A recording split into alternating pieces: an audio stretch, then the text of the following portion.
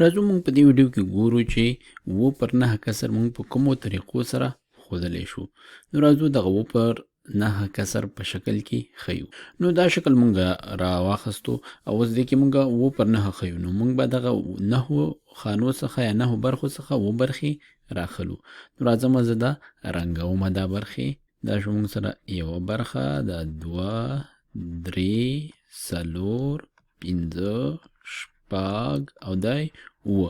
نو دا د 9 ښودلو یوه طریقه وه.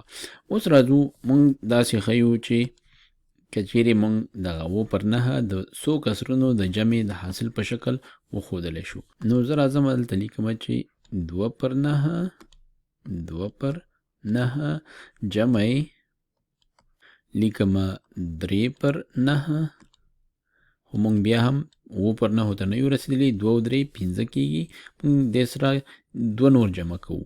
نو لیکو چې جمع 2/9 2/9 3/9 او 2/9 دا سره جمع کو مونږ ته 9/9 په لاس راکوي.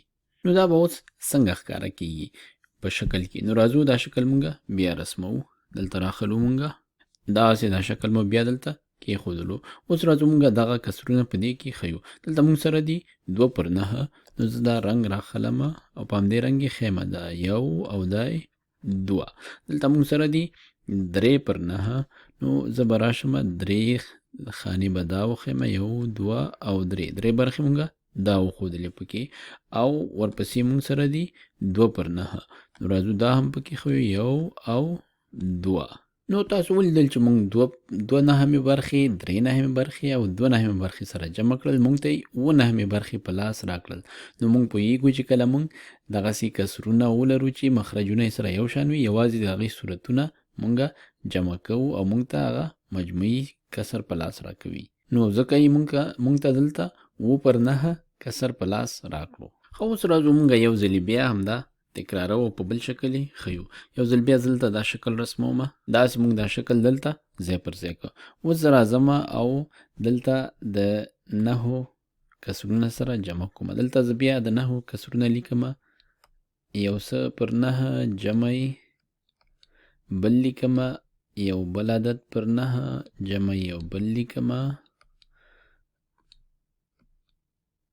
او یو دانه بل لیکمه. اوس راځو دې ته صورتونه لیکو. دې ته به یو صورت ولیکو. راځئ دې ته لیکو 1. راځو ګورو چې دا 1 9مه برخه مونږ کوم ځای ته رسوي. نو راځم دا زه دلته په شکل کې ښیمه. دا مونږ سره شو 1 9مه برخه. اوس راځو دلته ورسره 2 9مې برخې جمع کوو. دلته لیکو 2/9 او اوس دا ښیو په شکل کې چې څه شی ترېنه جوړیږي. نو ګورو چې دا کوم ځای ته رسوي. دا 1 او دا 2 9مې برخې دلته راورسېدلو. خو دا اوس هم مونږ 9مو برخو ته نه رسوي. نو راځو مونږ دلته یو بل عدد دې سره جمع کوو. دلته لیکو چې دا ځلې به ولیکو 4. مونږ لیکو چې 4 9مې برخې دا ورسره جمع کوو. دلته په شکل کې ښیو. دا 1 2 9مې برخې، 3 9مې برخې او دا 4 9مې برخې. نو اوس ګورو چې مونږه 9 9مو برخو ته ورسېدلو.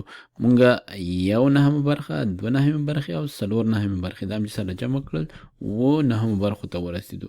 نو دلته مونږ څه لیکو؟ دلته مونږ 0 لیکلی شو. دلته مونږ لیکو چې جمع 0 9مې برخې. او دا بل ته په شکل کې څنګه ښیو؟ نو په شکل کې وایو چې دلته بل هیڅ 9مه برخه نشته دی. نو 1 9مه برخه، 2 9مې برخې او 4 9مې برخې دا مساوي شو 9 9مې برخې سره. نو دغه د 9/9 کسر ښودلو مختلفې طریقې وي.